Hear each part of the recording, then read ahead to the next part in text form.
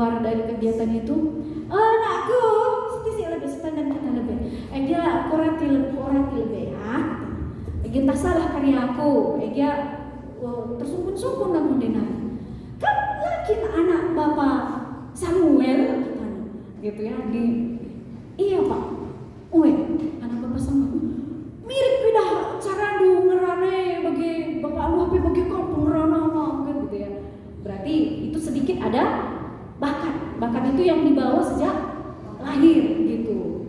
Tapi ada banyak orang yang sukses menjadi public speaking walaupun itu bukan bakat. Ya, jadi jangan nanti kamu pikir, nih bakat saya turun gitu, nggak bisa menakar gerakan gitu ya. Makanya saya buka terapi anak karena saya pun butuh di terapi sebenarnya. Gitu ya. Oke. Ya, seberapa besar bakat Anda untuk bisa bicara? Ada anggapan bahwa kesuksesan seseorang dalam berretorika, dalam berorasi, dalam berkomunikasi, berbicara di depan banyak orang hanya karena dia telah memiliki bakat. Namun, tidak selamanya bakat menjadi faktor penentu kesuksesan seseorang dalam bidang retorika. Menyampaikan ide-ide, pesan lewat komunikasi di depan banyak orang. Ada orang punya bakat, gesturnya nih bagus, penyampaian bagus, maksudnya pede dia di depan orang lain. Tapi ada orang yang tidak sepede dia, tapi karena proses latihan yang bagus, akhirnya bagus menyampaikan informasi. Banyak kan yang pede berbicara di depan orang, tapi lari-lari ke sana kemari kan, muter-muter kayak obat nyamuk gitu. Balik lagi nanti ke tengah, udah tadi di luar-luar gitu ya. Tapi ada orang yang dia slow aja, memang nggak bakatnya dia dengan badannya yang wah gitu, nggak bakat. Tapi dia memulai pembukaan, masuk ke inti gitu ya. Terus bagaimana closing, ya penutup disampaikan dengan baik sehingga semua orang terpaku, terpana, terpesona melihat dia ini gitu. Jadi mungkin ada di antara kita yang seperti itu. Tidak bakat ya, tidak dibawa dari lahir, tapi oleh karena tuntutan ya ibu-ibu ya yang sudah bertahun-tahun mengajar ya. Pertama mengajar anak dengan sudah 5 tahun mengajar anak, 15 tahun, 25 dan 30 tahun mengajar anak, pasti akan terlihat perubahan. Ya, tapi kalau nggak berubah-berubah berarti ada masalah di situ ibu ya. Ibu perlu pergi ke profesional gitu ya untuk merilis masalahnya. Oke. Tetapi faktanya tak seorang pun dilahirkan sebagai speaker. Tidak seorang pun dilahirkan sebagai speaker. Ya gitu. Iyalah iya. Speaker tadi nyanyi tadi kita pakai itu ya speaker. Oke. Fakta, kemampuan berbicara di depan umum berkembang dengan latihan dan praktek. Kelebihan guru, tenaga pendidik atau kepala sekolah, orang-orang di sekolah ya, pengajar, ini kelebihannya. Kenapa? Kita menyampaikan tema, subtema itu kita latihan dulu kan? Latihan sendiri, kemudian terjun ke depan murid. Udah praktek setiap hari. Ibu-ibu prakteknya setiap hari kan? Senin sampai Minggu. Kalau guru sekolah Minggu kan sampai Minggu. Saya guru sekolah Minggu. Iya, Sabtu saya libur gitu ya. Seperti itu. Ada kan gitu, yang Sabtu pun dia kerja, hari Minggu pun nonstop. Setiap hari praktek gitu ya. Ini orang-orang hebat. Calon public speaking yang handal bisa dibawa ke panggung-panggung besar sebenarnya. Setelah ini gitu ya, setelah sesi hari ini. Oke. Jika begitu, apa sebenarnya yang menghalangi kita untuk berlatih dan praktek? Coba pertanyaan ini untuk kita semua. Apa sebenarnya yang menghalangi kita untuk berlatih dan praktek? Ada yang bisa jawab? Ada coba ibu mungkin selama ini berdasarkan pengalaman, ada nggak sesuatu yang menghalangi ibu? Padahal tadi udah niat sekali untuk praktek atau latihan, tapi nggak terwujud. Pernah nggak gitu? Pintar banget ibu, jawabannya benar itu. Tidak percaya diri, tidak ada keberanian. Belum ke depan sudah gugur. belajar biologinya. Udah mulai yang tadinya asam lambungnya normal udah jadi tinggi asam lambungnya gitu kan. Mulutnya udah asam kepahit-pahitan gitu ya. Masuk banyak air, terakhir sesak pipis selalu gitu ya. Gitu. Jadi ya keberanian gitu ya, rasa tidak percaya diri, gugup gitu ya, takut, rasa takut. Jadi saya tanya di antara ibu-ibu ada nggak yang sampai sekarang ya kalau murid baru, tahun ajaran baru, ibunya gugup, ada nggak? Murid baru kalau yang sekarang kan nggak gugup lagi ya. Yang ini yang mau tamat-tamat mau selesai ini nggak gugup lagi kan? Enggak. Atau ada yang gugup? Tiap masuk hari Senin gugup gitu, ada nggak? Nggak ada ya? Iya, karena ibu sudah persiapan ya kan? Iya. Untuk tahun ajaran baru gimana? Sedikit gugup. Ada yang jawab biasa aja. Kalau biasa aja berarti ibu perlu di-upgrade. Karena ibu harus luar biasa. Jangan biasa-biasa aja bu, jangan di situ-situ aja kita, gitu ya. Nggak apa-apa kita bertahun-tahun, puluhan tahun sampai kita nanti tutup peti, kita jadi guru TK, guru PAUD, nggak apa-apa. Tapi skill kita harus di atas rata-rata, gitu bu. Saya nggak apa-apa, teman-teman saya banyak loh jadi public speaker, dipanggil dinas pendidikan ke sana kemari. Masa saya bilang dalam, masa saya sudah berlalu, dulu saya seperti itu, udah puas saya gitu. Jadi saya diam di sekolah gitu ya. Tambah kalau ada orang datang, saya layani, ada orang panggil, ya saya kan CP kan, cewek panggilan gitu. Jadi panggil saya datang gitu ya. Ya iyalah kan? Iya, itu karena waktu saya berdiri di sini Bu, saya harus belajar. Saya harus belajar untuk bisa ngomong di depan Ibu. Untuk bisa berkata-kata seperti ini saya harus belajar buka buku, buka internet, lihat jurnal. Dan saya juga sebelum di hari ini 2 minggu yang lalu saya juga ikut seminar public speaking. Saya berbayar, ibu gratis kan? Nah kalau ibu nggak serius, udah dikasih gratis, awas loh, diambil Tuhan nanti bagian yang seharusnya jadi milik ibu jadi dibatalkan gitu. Harus serius, karena saya bayar gitu. Bayar saya untuk memahami.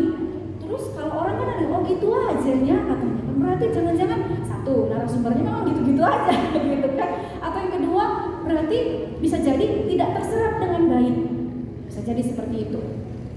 Oke, berkaitan dengan rasa takut nanti akan kita bahas.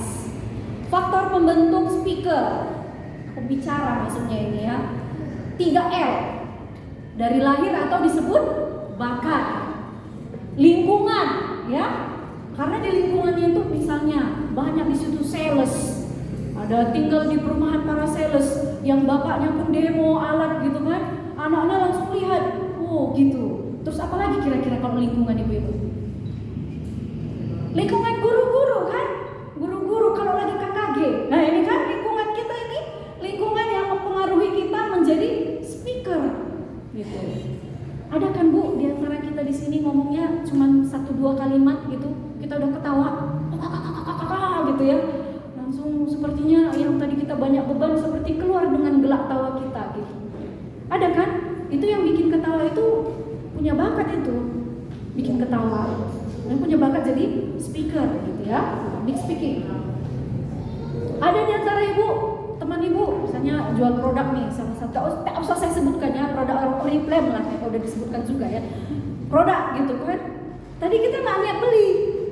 Tapi karena dia bagus sekali komunikasinya gitu kan, ya nggak niat belinya tadi, tapi kan jadi beli 3, beli 2 gratis 1 gitu. Beli 3 gitu ya, seperti itu. Itu juga adalah kemampuan untuk jadi speaker ya. Latihan nih ya, karena proses latihan ibu-ibu. Jadi ibu-ibu nanti selain sebagai guru ngomong di depan anak-anak, di gereja pun punya potensi sebagai public speaking, ditunjuk jadi pengurus Moria, ketua panitia atau masuk dalam kepengurusan panitia, menyampaikan ide-ide. Ada yang lagi sidang-sidang runggun, sidang ngawan gitu kan, ngomong, oh kok kayaknya beda, diakan kami ini, pertua kami ini, oh Nandesiano ini gitu ya. Karena udah belajar public speaking, udah latihan di depan kaca sebelum ke gereja tadi. Oke, lanjut lagi. Nah, ini terkait masalah dalam public speaking. Nervous atau kecemasan, anxiety ya. udah disampaikan tadi bukan ada perasaan takut, gugup di luar gitu ya. Ya kalau kita udah ketemunya tiap hari sama anak-anak kita, nggak mungkin lagi kita gugup ya Bu.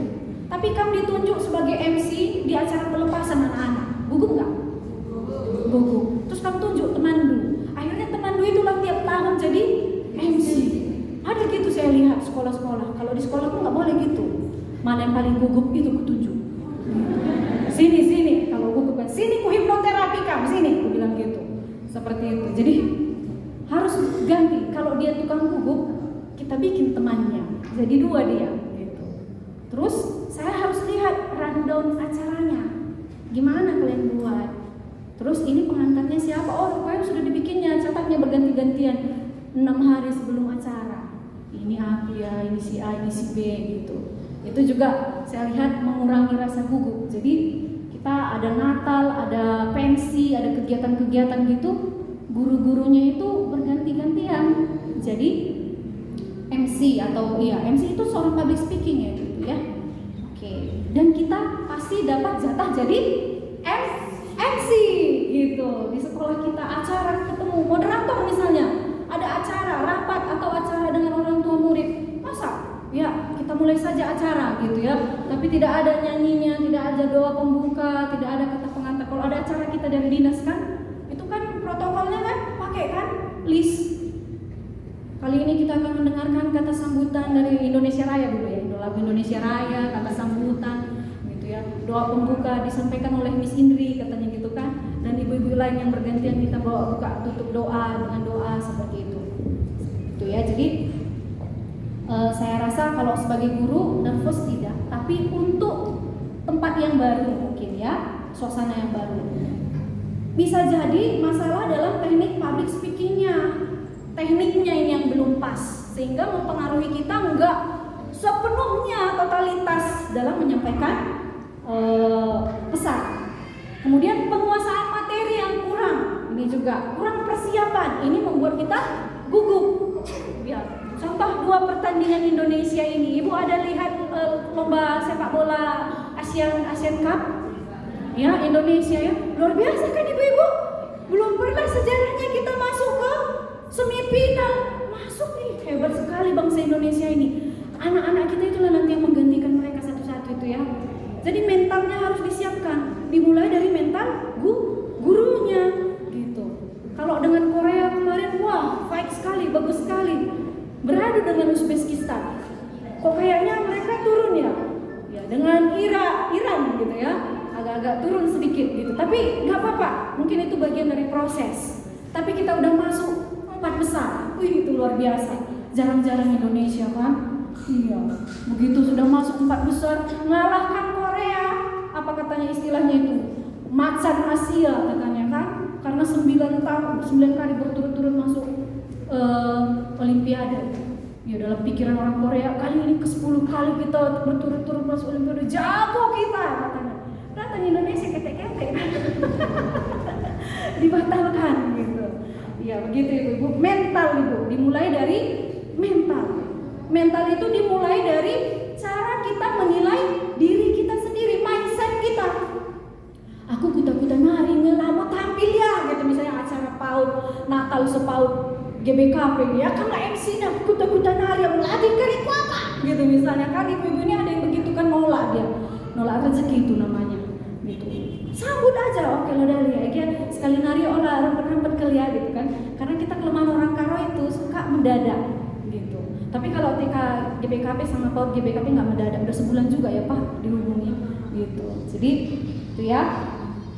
Nervous dan usaha mengalahkan diri sendiri. Gejala-gejala orang yang tertekan ini gini, detak jantungnya semakin cepat, lututnya gemetar, berkeringat, suara bergetar. Ini saya berkeringat karena panas ya Ibu ya. Kaban Jahe akhir-akhir ini suhunya panas ya. Gitu. Terus suara bergetar, pusing, kejang perut, mual, kram perutnya. Ada seperti itu. Pernah keras perutnya, kram gitu ya. Kemudian mata berair, lupa materi gitu. Udah tadi dia begini-begini, ke tengah kan gitu ya. Dan berjuang cukup keras lagi sampai di tengah. Krik-krik.